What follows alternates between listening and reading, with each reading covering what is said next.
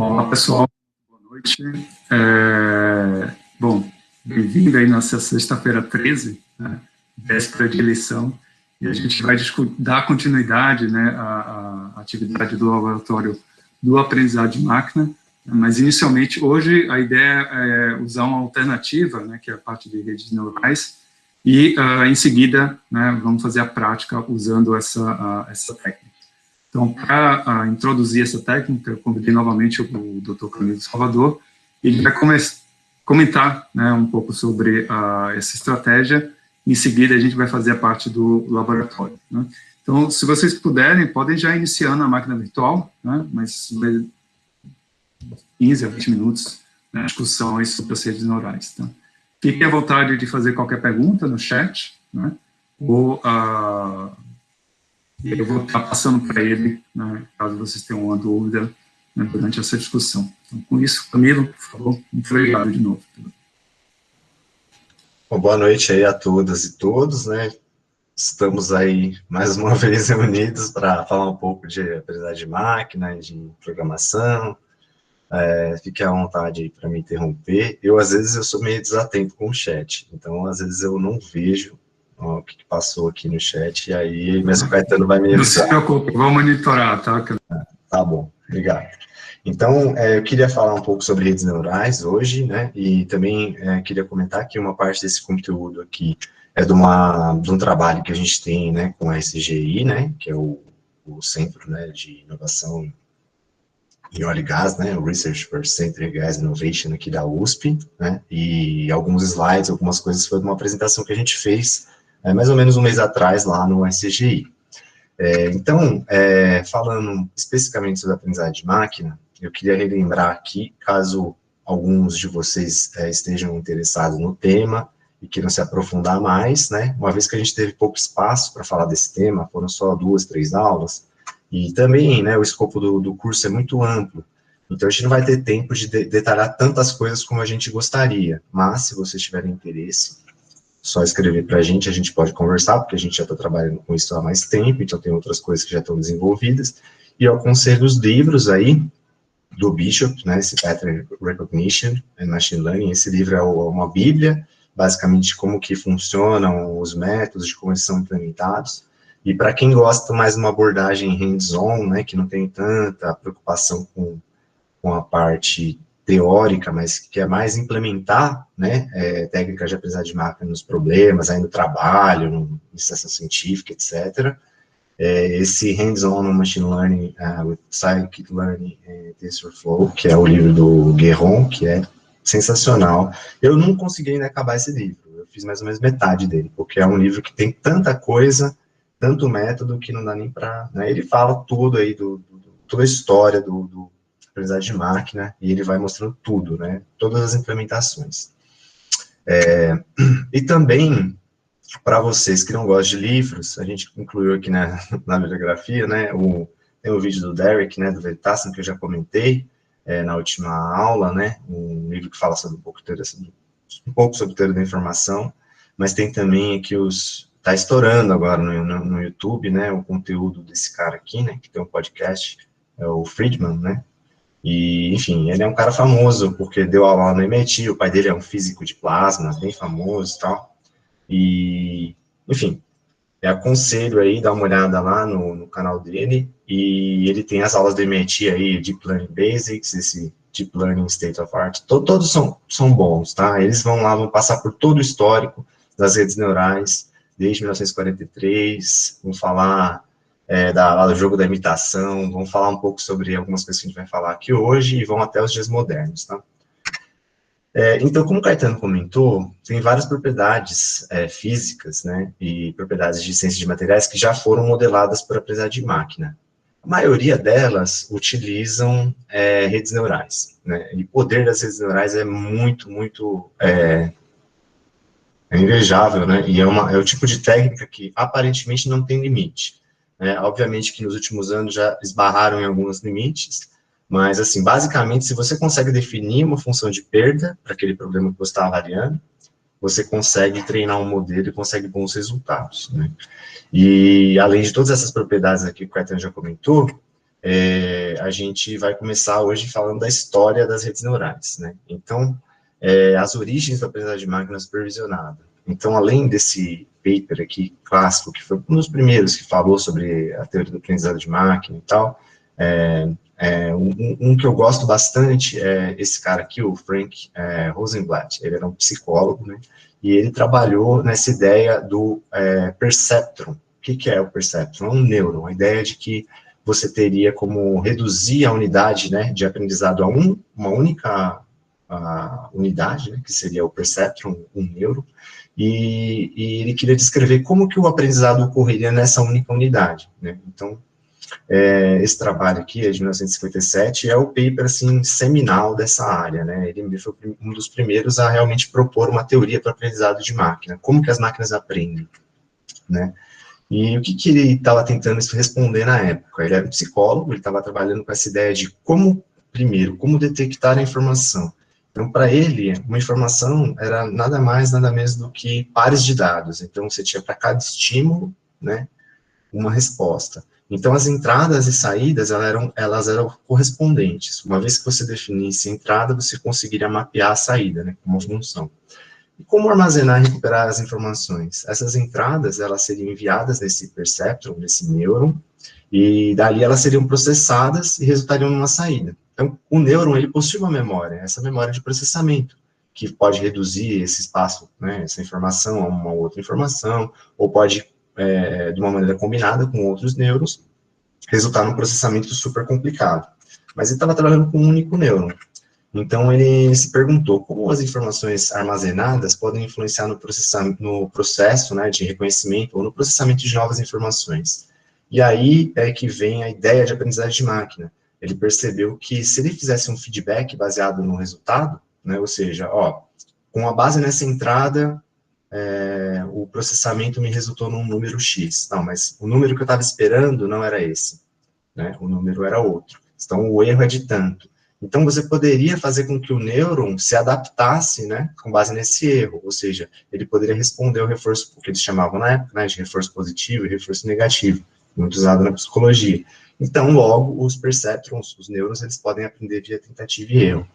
E isso é muito importante, né, porque aí o Rosenblatt brilhou lá, conectando esses fios aí, eu acho essa foto sensacional. E, enfim, na época ele fez um trabalho onde ele tinha uma matriz, né, com um receptor de luz, e aí ele fazia esse processamento, treinava, né, aquelas unidades para poder levar algumas respostas, né. Só que, na época, um dos problemas dele foi que ele sempre usava funções lineares, né, para cada um dos nêurons. Então, ele não usava uma função de ativação que pudesse transformar aquele sinal numa coisa que não fosse linear.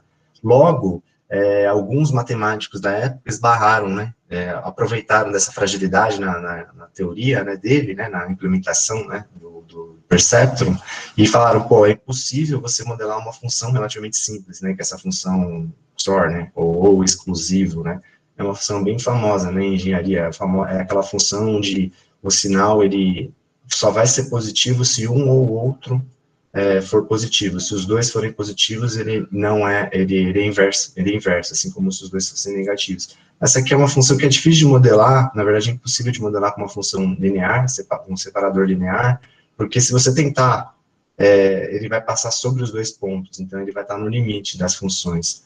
Então ele não conseguia modelar essa função, que era uma função lógica relativamente simples. E demorou alguns anos até que a implementação, né, dos programas de aprendizagem de máquina passassem para uma implementação do programa de otimização com gradiente descendente, uma função de perda, que tudo era baseado lá no Rosenblatt, né, mas eles começaram a introduzir funções não lineares para multiplicar essa função aqui. E aí conseguiram passar por uma nova etapa, né, dessa parte. Então, introduzindo essas funções de ativação não lineares, por exemplo, uma função logística. O que é essa função logística? É para quaisquer valores, né, que ela vai receber aqui, ela vai sempre retornar um valor entre 0 e 1, por isso que é uma função chamada função logística, né, porque ela indica a probabilidade, né, sempre de 0 a 1, mas ela é uma função não linear.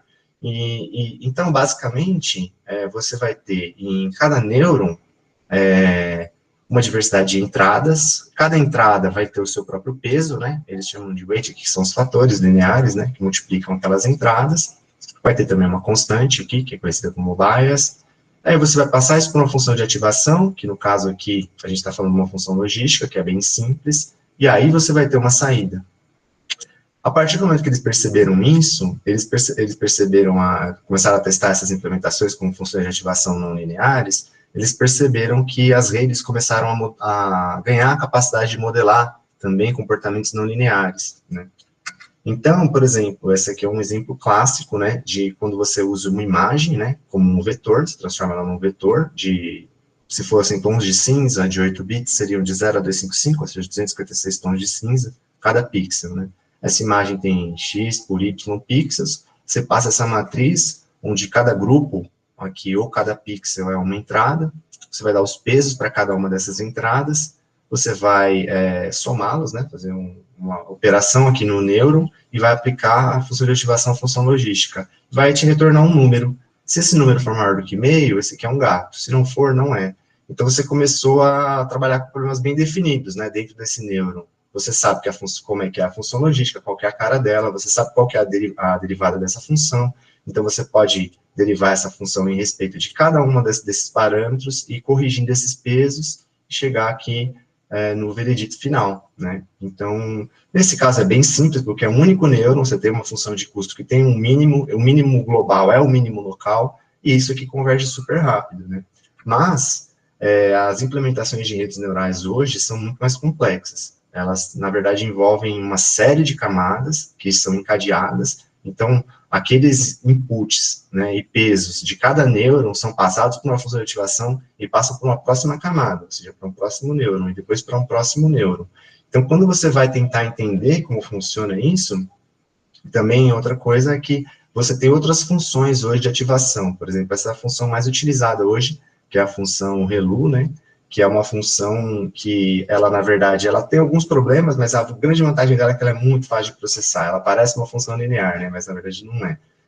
Função de ativação, e ela só vai passar aqui esses valores positivos, aí, com uma transformada linear. Bem interessante, porque ela é muito mais barata de calcular do que a função logística. Então, dá para resolver vários problemas com ela, né.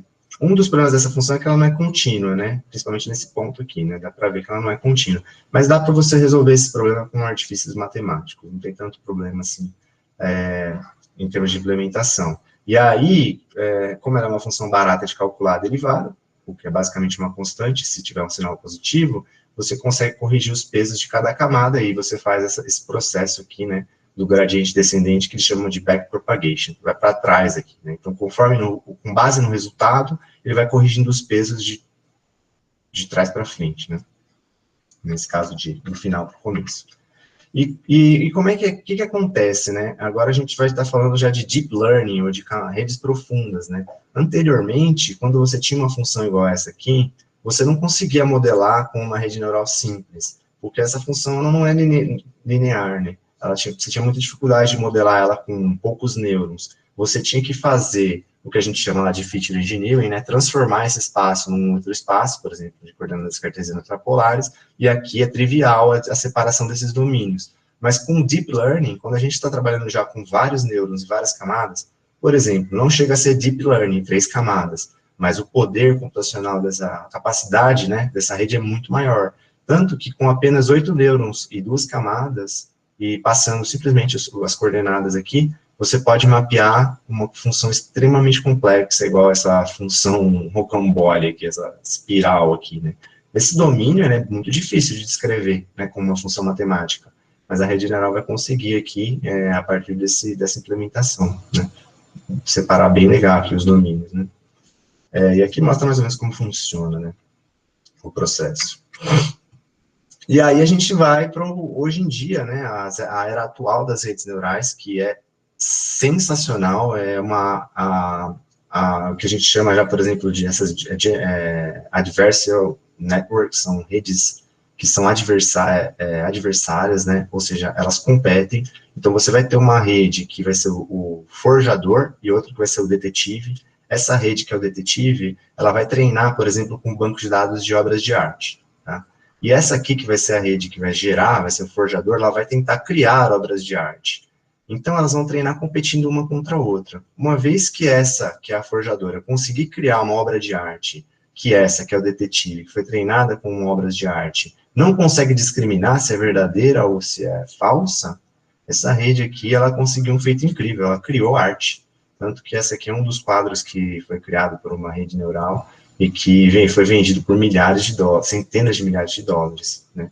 E mais recentemente, a gente tem os deepfakes, né, com essa mesma arquitetura, que utiliza duas redes neurais, são treinadas competindo uma contra a outra. Então, você tem, nesse caso, o detetive, agora treinado com rostos de pessoas, e aqui, no caso, não são redes neurais tão simples, são redes neurais convolucionais, né, trabalhando com imagens, mas o princípio é o mesmo. A única diferença é que tem operações de convolução aqui, para reduzir o espaço. E aí, o que acontece? Gera-se, por exemplo, rostos desse tipo de qualidade, né? Essa garota aqui, essa mulher, ela não existe, né? Ela foi gerada pelo forjador aqui. E você vê que ficou tão bom que enganou um discriminador, e inclusive enganou a gente também, né? E em 2020 a gente já está falando, esse aqui é bem recente, é um artigo bem recente na área de física, que a gente já está falando dessas redes neurais expandindo, né, a sua capacidade, né, de aplicação, e esse trabalho aqui mostra que algumas redes neurais podem, inclusive, descobrir conceitos físicos. Nesse caso, foi uma rede que descobriu a entropia. Então, descobriu mesmo. Então, nunca se disse, ou nunca se definiu a entropia. Simplesmente se fizeram vários experimentos em temperaturas diferentes, e a rede neural identificou que tinha alguma quantidade, alguma influência de um processo físico ali que estava acontecendo, e a resposta que ela deu, em termos de modelagem, foi alguma coisa proporcional à entropia, né? E em termos de física e de materiais, a gente tem, obviamente, como o Caetano já comentou, né? Agora eu posso falar mais desses gráficos aqui, porque a gente já viu na última aula, né, que esses gráficos de valor previsto, né, versus o valor da referência.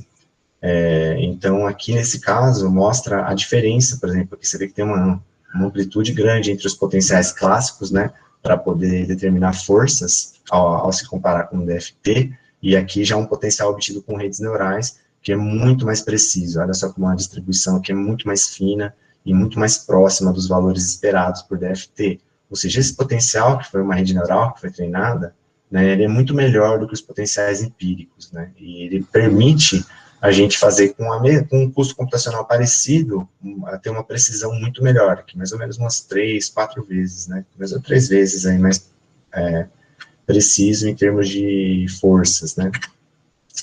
E qual que é a vantagem disso, né? Por que obter esses novos potenciais? É mais ou menos igual aos transistores. A gente tem a lei de Moore também para os potenciais interatômicos. Então, o que acontece é que, com o tempo, a gente vai chegando, o custo computacional vai aumentando, né? E vai aumentando cada vez mais, apesar da precisão também melhorar. E o que é que essas redes neurais estão propiciando para a gente é uma precisão elevadíssima, porém com um custo computacional não tão alto, né? Isso aqui é até legal de falar, porque aqui é um potencial Leonard Jones clássico numa simulação de dinâmica molecular. Ela é a referência dessa tabela, tá? É uma vez. Então, comparando com o DFT, num sistema pequeno, o DFT é pelo menos 1 milhão de vezes, ou pelo menos mais, 17 milhões, 20, 100 milhões de vezes mais caro computacionalmente do que a dinâmica molecular clássica com o potencial Leonard Jones. E aqui a gente está conseguindo alguns potenciais, né, por exemplo, o ReX. O ReX, na verdade, não é um potencial de redes neurais, mas, na verdade, redes neurais podem superar tranquilo o ReX, onde você tem ele é 300, 400 vezes mais caro do que o potencial Leonard Jones, mas a precisão dele é muito próxima de DFT, né? Então, aí que entra o segredo, né? E como é que eles funcionam, esses potenciais, né? Só para vocês terem uma ideia de como que a gente pode aplicar essas redes neurais em física, né? A gente pode treinar, então, um potencial para prever energias ou forças com base em dados retirados de DFT. E aí, depois, esse potencial vai ser usado lá num código como LAMMPS ou num código de dinâmica molecular para poder calcular isso, tá? O que acontece? Acontece o seguinte, essas funções de simetria, esse aqui é o primeiro grande, o primeiro grande turning point, assim, né, ponto de virada, né, que foi o que permitiu você criar esses potenciais com redes neurais, né. É um trabalho, né, Beller e Parinello, né, que eles criaram essas funções de simetria. Basicamente são funções que representam primeiros e segundos vizinhos, né, as camadas ali próximas de um átomo, então qualquer da rede. E o segredo foi que eles escreveram essas funções de um modo que elas são invariantes à rotação e translação, e também possibilitam obter potenciais transferíveis por causa disso. E também a permutação. Então, se você tiver um átomo, por exemplo, de carbono numa posição da rede, e um átomo de carbono numa outra posição da rede, você pode comparar diretamente os valores, né, de força e energia com relação a esse átomo, só baseados na vizinhança dele. Por quê? Porque todos os parâmetros, toda a parametrização foi feita dentro desse raio em volta desse átomo, e o potencial de referência, né, a referência para esse sistema é o átomo em si, a posição do átomo. Então, com as posições atômicas, e definindo um raio de corte aqui, você consegue reduzir, né, esse sistema supercomplexo a um sistema onde o ponto de referência é o átomo que você está olhando, e você consegue modelar forças e energias com base nisso. Então, tem algumas funções para essas funções de simetria. Essas funções, basicamente, elas decaem com esse raio de corte. Então, os átomos vizinhos que estão mais próximos do átomo que você está interessado, vão ter uma influência maior, né, nas energias e nas forças, como é esperado, né, e aí, quando a gente vai chegando próximo do raio de corte, essa influência já está pequena. Isso aqui chama raio de corte, porque fora do raio de corte, não tem influência nenhuma mais, você realmente zerou essa influência, né. Até curioso ver que essas funções, elas são bem parecidas, como eu falei, elas têm sempre no divisor aqui o raio de corte, né, então vai aumentando esse número, e a importância dessa função vai caindo. Tem vantagens e desvantagens de usar entre a tangente hiperbólica e a tangente hiperbólica, ou essa com cosseno, mas, enfim, essa aqui é muito mais utilizada. E aí, como eu falei, a gente consegue, finalmente, esses potenciais baseados em redes neurais, onde você tem, por exemplo, aqui sei lá, uma diferença de energia, né, que está calculada aqui para isômeros de carbono e hidrogênio. Então, são macromoléculas, né, de carbono e hidrogênio, né. E você vê aqui que os potenciais clássicos, eles vão te dar alguma coisa aqui dessa ordem. DFT, que seria a referência, vai estar aqui em preto. E esse ANI, que é uma rede neural treinada com base em dados de DFT, o erro dele em relação ao DFT é apenas 0,2 kcal/mol. Então, está vendo que a curva aqui do potencial é bem perto do DFT, muito melhor do que esses potenciais que a gente usava antes, né? Então, é para isso que serve, né? E uma das implementações que tem essas redes neurais é esse pacote que chama DeepMD, né? O Deep Molecular Dynamics. A ideia dele é usar dados de DFT ou dinâmica molecular ab initio, né? Para poder gerar esses dados para treinar um modelo de rede neural e depois utilizar esse modelo de rede neural em dinâmica molecular clássica, né? De uma maneira muito mais barata do que os cálculos de DFT. E aqui ele vai incorporar, basicamente, as funções lá de Beller e Parinello, com simetria de translação, rotação e permutação, e aí vai utilizar lá a função, uma função de ativação aqui da rede neural tangente hiperbólica, e uma função de perda que é balanceada. Então, balanceada para forças e energias. O que isso quer dizer? Quer dizer que o peso das forças, você vai fornecer para o modelo, para ser treinado, forças e energias. E ele vai balancear isso. Então, como as forças, elas têm componentes nos 3 eixos, ele vai dividir aqui por 3. E se você utilizar, por exemplo, o resíduo de pressão, como a pressão é volumétrica, ele vai dividir aqui por 9. Isso aqui pode ser usado ou não, tá? Mas não necessariamente. O mais importante é proporção entre energia e forças. Então, é uma rede que é balanceada e foi feita para isso, né? E o que acontece aqui, por exemplo, que é um exemplo do DeepMD para ser treinado para água, né? Então, o que acontece? Esse aqui é um processo de treino de uma rede neural, né? Ela vai começar, a rede neural, quando ela começa, os pesos, né? Ou seja, os fatores multiplicativos de cada nêuron, eles iniciam aleatoriamente. Então, o erro da rede normalmente começa meio alto lá, né? E aí, ela vai sendo treinada, ou seja, o output vai sendo comparado com a referência, que nesse caso são os dados de DFT, e vai tentando chegar o mais próximo possível da referência. Então, você vê que a força e a energia ambas estão decaindo aqui, né? A força, ela decai numa magnitude menor, e ela chega aqui num ponto de convergência, vamos falar aqui, próximo de 1 milhão de passos, né? Enquanto a energia sofre um pouco mais, tem mais variações, mas acontece uma coisa parecida. Depois disso aqui não adianta mais treinar tanto, porque o que acontece é que esse valor não muda mais, na verdade você só começa a ter oscilações e tal, mas já não muda tanto. Mas essa é uma rede bem sofisticada, e aí se você for comparar depois a função de distribuição radial da água, né, no caso aqui das ligações oxigênio-oxigênio, oxigênio-hidrogênio e tal, você vai ver que é praticamente idêntica à DFT, né, assim como esse parâmetro aqui que define, né, o capotamento tetraédrico, né, da água, que é um dos parâmetros para você avaliar, né, se as estruturas estão similares com o que é esperado, né, DFT. Você vê que as curvas estão quase uma em cima da outra, né, quer dizer que se reproduz muito bem esse comportamento. E os erros são bem menores do que potenciais clássicos, aqui da ordem de 0,02 eletronvolt, e as forças também 0,02 ou 10 a menos 2 eletronvolts por angstrom. E é isso que a gente tinha separado para falar da parte teórica das redes neurais, e agora vamos para um laboratório. Certo, Caetano? Perfeito, Camilo, muito obrigado. Eu só ia acrescentar que, dentro dessas discussões atuais com o DeepMD, né, uma das limitações é ainda o fato da gente não conseguir descrever interações de longo alcance, né? Então, ainda tem muita coisa a ser feita, essa é a mensagem. Mas para vários sistemas, isso é muito, você vê, o ganho em termos de performance, em função também da potência, né, é impressionante. Né? Acho que é o caminho para que vai estar, muito provavelmente, deve estar se caminhando nessa direção. Isso, exato. Aí tem outra coisa também que é o custo computacional, né? Que isso. Eu comentei aqui que, basicamente, se a gente quiser ter interações de longo alcance, por exemplo, a gente aumenta esse raio de corte. Só que quando a gente aumenta esse raio de corte, a gente vai começar a incluir aqui muitos vizinhos, muitos deles, às vezes, que não tem uma contribuição tão grande. Só que como a gente está incluindo, a gente também tem que incluir no modelo, né? Então, começa a ficar bem pesado para treinar essas redes, porque você vai precisar de muitos parâmetros, né, para poder ajustar. Então, começa a ficar super pesado. O que a gente fala é assim, fica impossível de treinar num computador normal, ou até num supercomputador que não tem uma GPU muito potente, porque esse tipo de coisa a gente tem que treinar com GPU, não consegue treinar com CPU.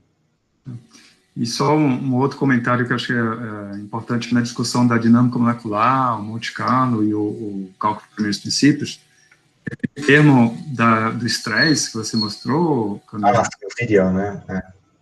Então, esse termo é importante se você quiser um potencial que seja capaz de capturar transições de fase, né? Porque você pode agora mexer com a geometria da caixa computacional, né? Então, se ele tem uma tendência a sair da estrutura cúbica ou ir para qualquer que seja, né, a geometria, é esse termo aí que vai ser responsável por trazer o potencial, a capacidade de capturar essas mudanças. Exato. Beleza, é isso mesmo. Eu vi aqui depois no chat que o Lauro tinha falado, era a derivada mesmo, que não é contínua. Eu falei a função, né? É a derivada que não é contínua. Eu vou interromper aqui a gravação, e aí eu vou dar uns minutinhos para